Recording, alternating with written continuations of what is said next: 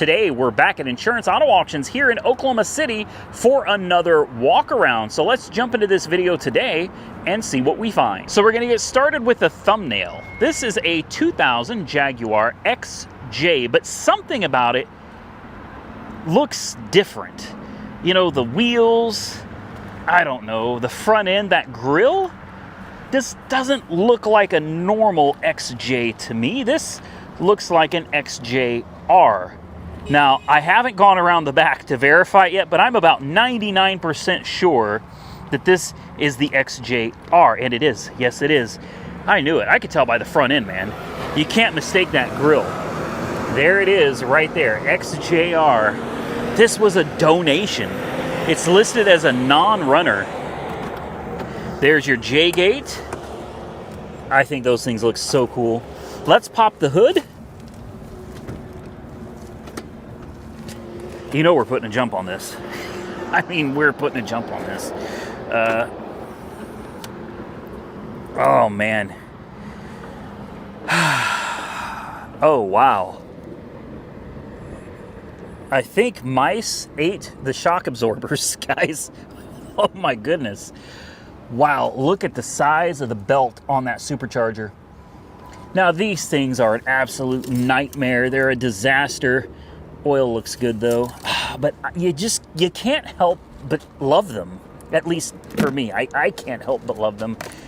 She's been sitting a long time. A lot of twigs and peanuts and God only knows what else has been chewed and eaten under the hood of this thing. I almost don't care. Tires are bad, they're rotten. This door, it's taken a pretty nasty hit. Still works, but mileage is supposed to be, what is that, 118,689? What is that for? You know what I'm looking for. I'm looking for a jump spot. That's what I'm trying to find. And it's probably in the trunk. There's probably nowhere under the hood that you can jump start this thing.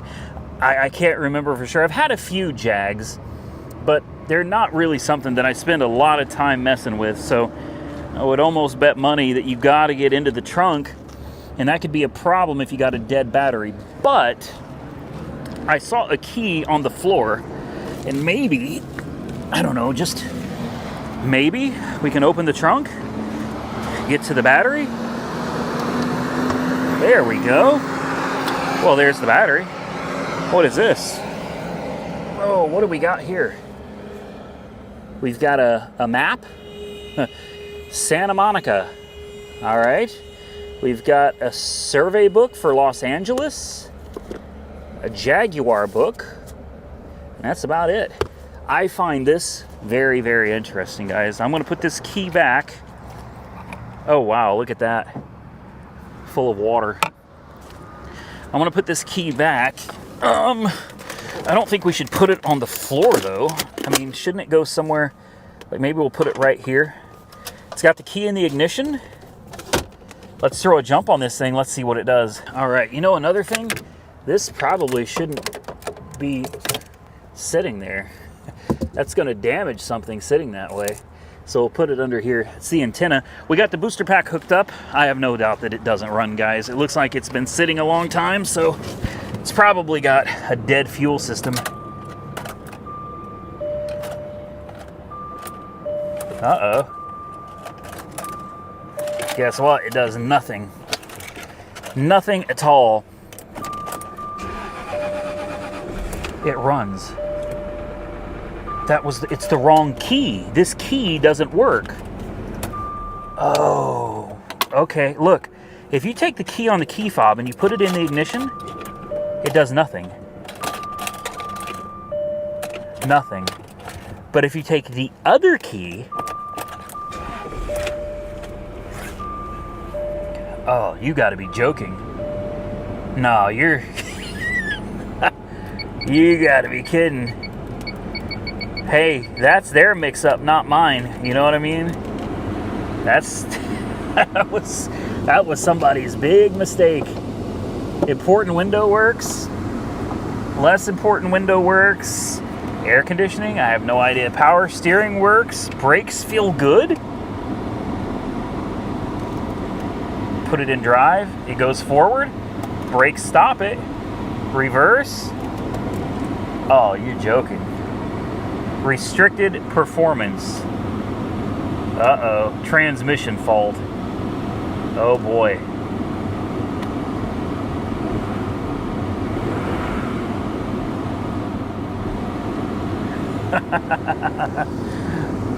Oh man. Well, I wonder what could be wrong with the transmission. Does the radio work? The radio works? Oh, are you kidding me? Air conditioning does not work. That's fine.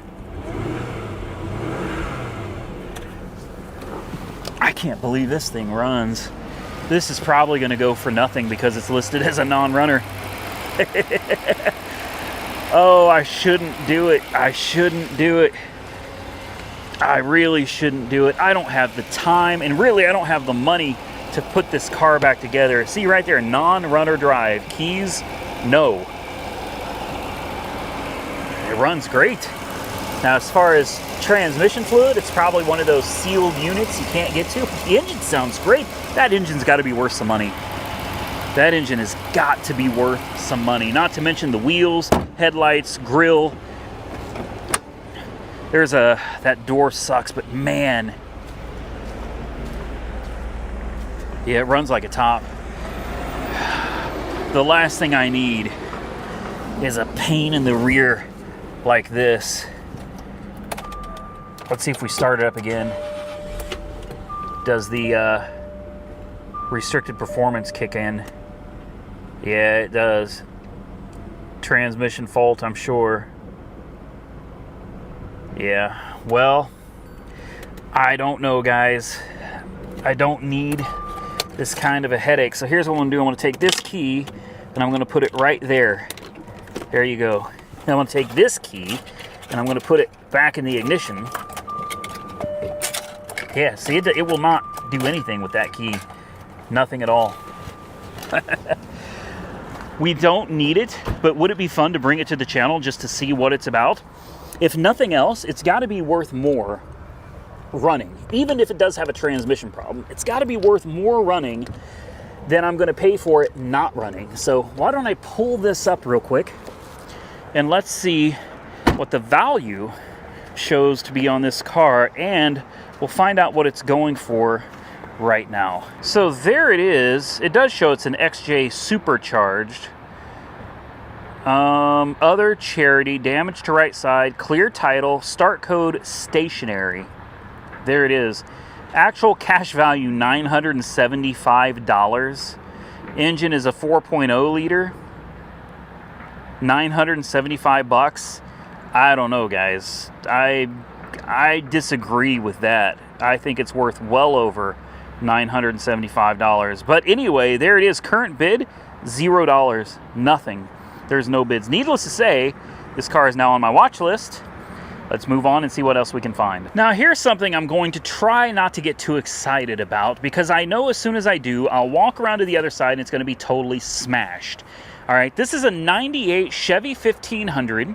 It looks like it's just a two-wheel drive, so it's a C1500. You got the nice little brush guard, bull guard on the front. I love the green color. Could use a paint job, clear coats burned through. It's got 233,000 miles, and I think this might be a run and drive. I don't know. Let's take a look. The tires look good. The body looks good. This one will probably go for some money. And I'll bet some of you are wondering what happened to the other one I was looking at. We had a maroon one that I was looking at, like a 95. Guys, the price on that was insane. So I imagine the price on this one will probably do the same. It was a beautiful truck, and this one, oh, this is four-wheel drive. Oh, yeah, this will go for money. I was really hoping I could get the other one for like 800 bucks. No, guys, it was over $2,600 when I had to walk away from the auction. I couldn't do it. But, dead. This was an older person's truck. I can guarantee it. It's too clean. Tape deck, CD player. This is a pretty well optioned truck, honestly. And it's got a great engine. You're gonna have the 5.7.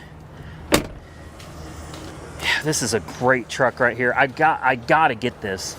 I don't need it. I've got 17 cars right now, and to be honest with you, I don't have the time to finish working on any of them. I just don't have the time. So the last thing I need is another one, but I'm like addicted to buying these cars. I find deals, and it's like, I gotta have this, and well, and then I buy it, and then I don't have the time to actually work on it. Let's check the oil. Oil is very clean on this. Let's see if I can get it back in there with one hand. And then we'll check the transmission fluid. Let's see. I'll bet it's clean. Let's take a look. Good transmission fluid as well. Let's throw a jump pack on this real quick. And let's see what it does. I'll bet it fires right up.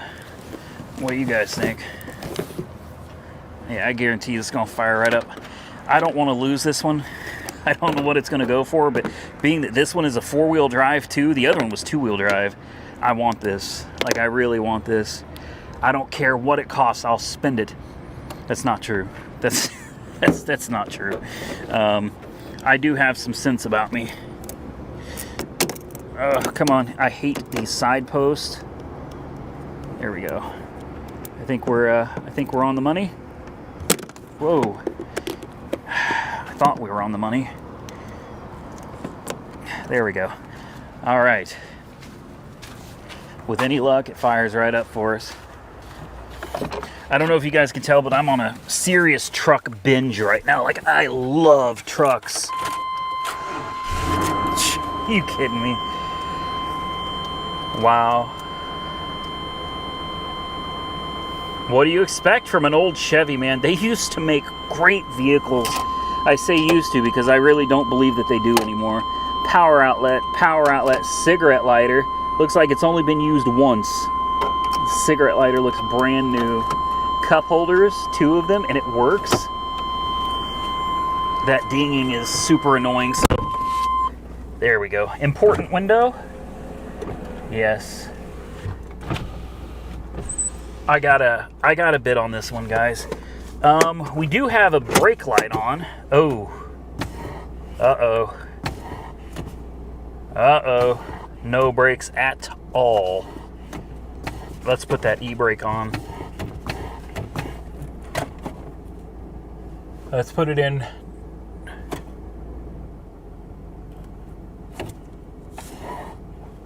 It goes into gear. Reverse and drive. Let's turn off the e-brake. Oh, the brakes hold it. They do. There we go. The brakes seem a little... No, they work. They need bled. For sure. It needs a little bit of brake work, guys. Air conditioning? I wouldn't bet on it. It says it's... Oh, the buttons seem to be a little... Yeah. We're not going to have any air conditioning. That's fine. Steering feels good. This is a great old truck. Great old truck. Wipers work. Headlights. We got brights, signals. I can see the lights on the Buick in front of me. I don't know if you can see them, but brights work. Headlights work.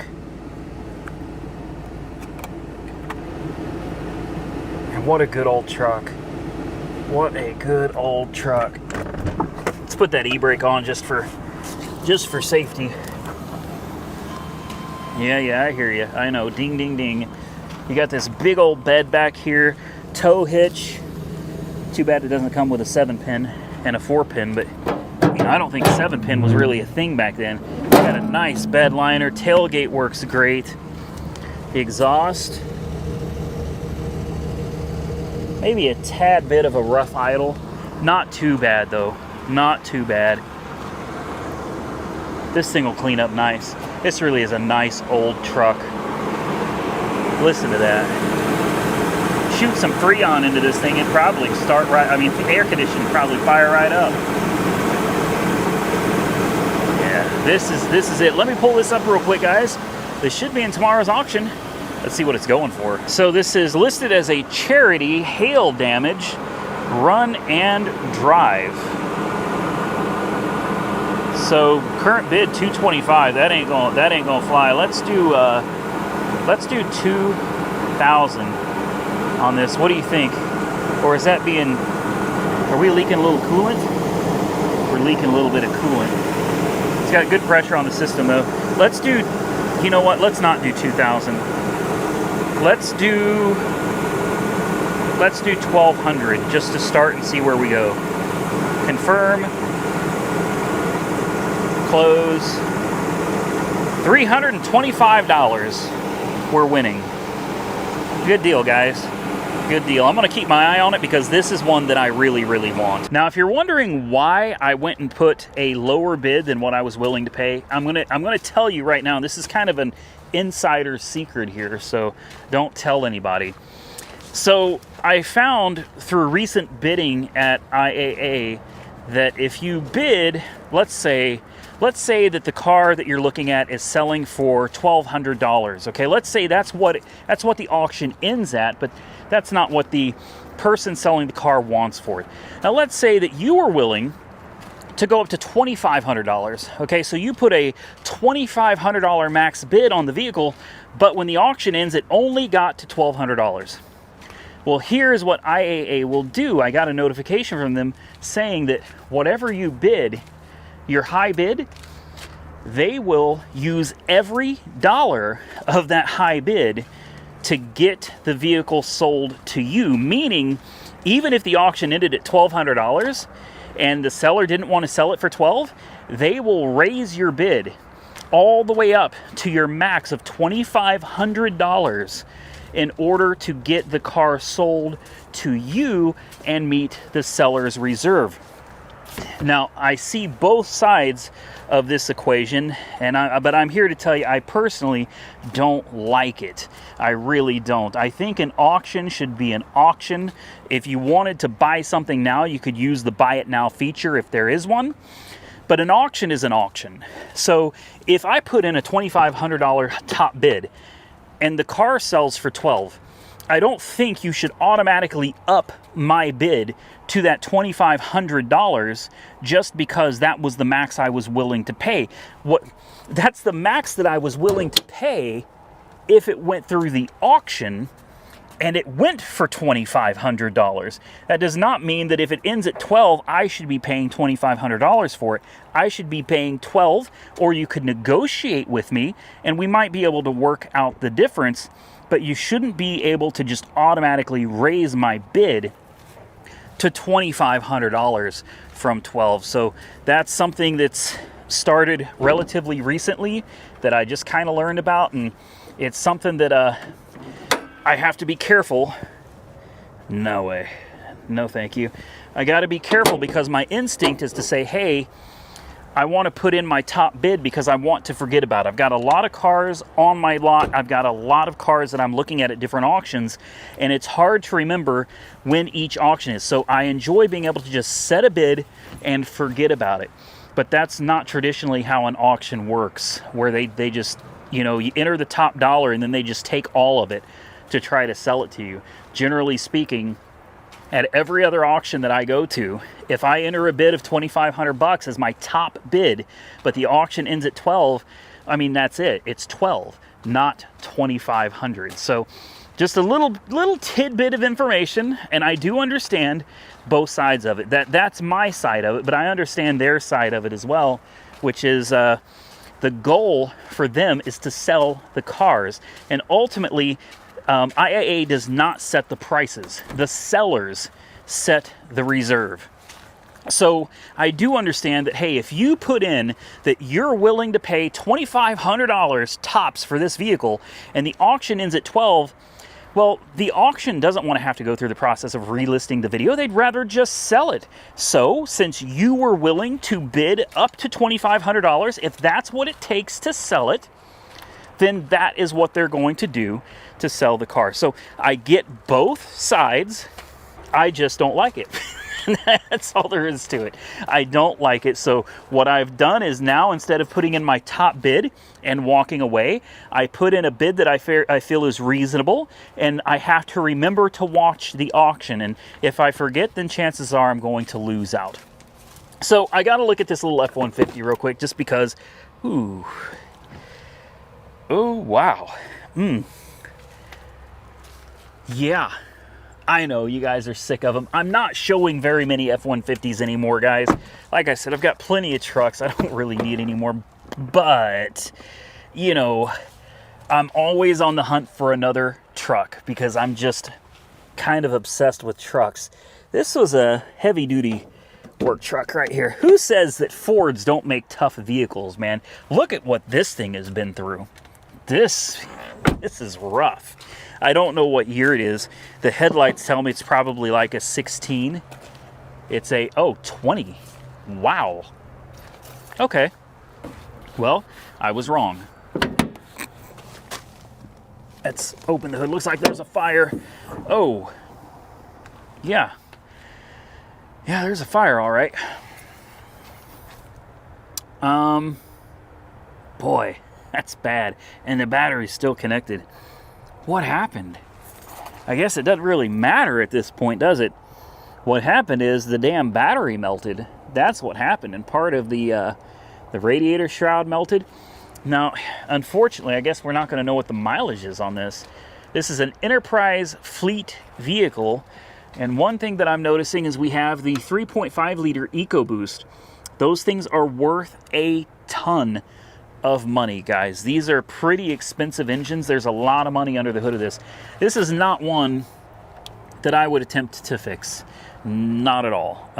There's pretty significant fire damage, and we still don't know what caused the fire. So yeah, you could fix a few wires. It looks like the harness to the computer is probably okay. Slightly melted, but I'd be willing to bet that those wires are probably fine. You know, replace the ground wire, replace the hot wire, replace the battery, replace this, well, that hose. The fan melted completely over there. Replace the radiator hose. This, you could actually probably put this back together for not very much. My concern is what caused it to catch on fire to begin with. That's what bothers me, is what caused the fire, because I would hate to go and put all these wires back together, stick a battery in it, and watch the thing light up again. Now, on the flip side, parts. There's a lot of parts here that I could use, including this tailgate. These tailgates alone are over $500, and I need one for my 2018. I've got an 18 F-150 Super Crew long bed 4x4, and it's missing the tailgate. That tailgate right there would save me $500. There's wheels and tires that I could sell, probably the toolbox as well. I'm sure there's a little bit of money in the headlights, although you can probably find these a dime a dozen. The grill, bumper, and stuff like that, probably a dime a dozen on the old interwebs. The seats are filthy. I mean, the only other thing I could use out of this would be that screen. That would be nice. It'd be nice to take out my, excuse me, it smells so bad in here. It'd be nice to take out that screen and throw that into my, I can't be in this.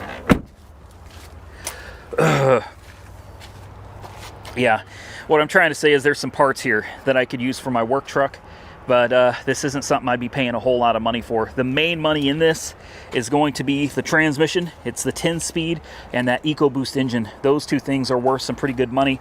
Tires and wheels, you know, you can nickel and dime some stuff here and there, make some money back. But I'm going to put this on my watch list. Since it's a fire, it's got no keys, obviously doesn't run. And we don't know the miles. I'd be very interested in this for parts. So I don't even know if you can see this, but I found it, and it does sell tomorrow. But this is interesting. I've never seen this before. It says title not yet available. And fire, engine burn, title status clear. But then it says title notes. Vehicle being sold with title pending, TBO. Stationary, inoperable dash. I don't see anything about keys. It says the actual cash value, $40,000. That's crazy because I bought an 18 just like this for $8,000. So I don't know. $0 current bid. So I'm going to go ahead and throw a bid on this. I'm going to do $800 just to get it going. and we'll see what happens. There we go. Let's see. Bingo. Current bid $25, winning. So there we go. $25 truck, guys. This thing would be awesome for parts, but I already know there's no way we could get something like this for 800 bucks. If we could, it would be absolutely amazing, because I've got a new set of tires to go on my work truck. That's probably $500, $800 right there. The tailgate is at least $500, and the screen's probably another $300. So I mean, you've already got all your money back, and you still have the powertrain to sell. Well, we're walking back up to the Mitsubishi 3000 GT. I had several of you that were like, yeah, Randy, get it. And the majority of you agreed with me that this thing is too far gone and absolutely wasn't worth what it would take to put it back together. But anyway, there it is. Obviously, it's still here. It didn't sell.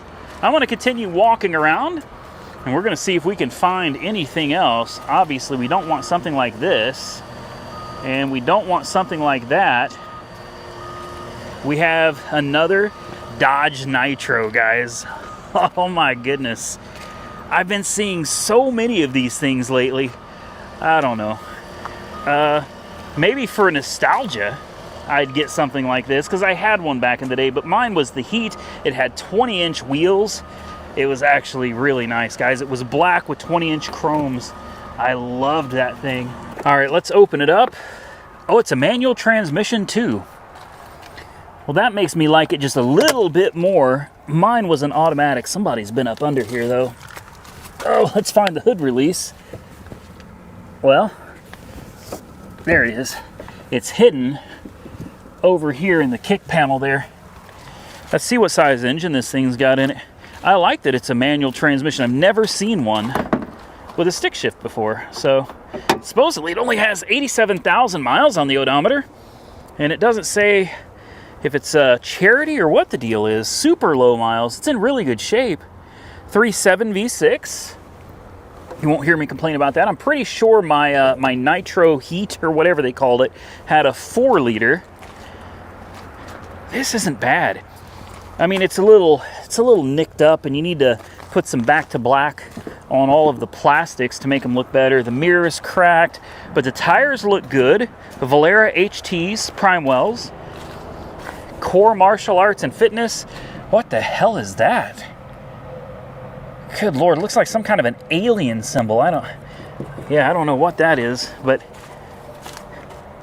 other than the few minor things, even got a tow package on it, guys. Really?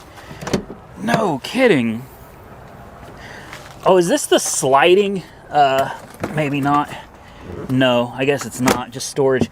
I had, it wasn't the Nitro that had the sliding shelf. It was the Pontiac Aztek that had a whole shelf back there that you could just slide out. Made it great for working on stuff. Let's throw a jump on it. I can already tell the battery's dead. I'm actually excited about this one, guys. I've been seeing these all over the place lately, but none of them have been worth buying. Like, none of them have been worth buying. This one, with only 89,000 miles, assuming nothing is like catastrophically wrong with it, this could be a great deal, guys. Not to mention, it shouldn't be that difficult to sell. You know what I mean? People love these things. They're a little older, definitely a little dated, but I think they're still pretty nice. What is going on in here? Well, it looks like mice were in there. Uh-oh. This may have been sitting for a while, guys. Clutch feels good. It says it's got a full tank of gas.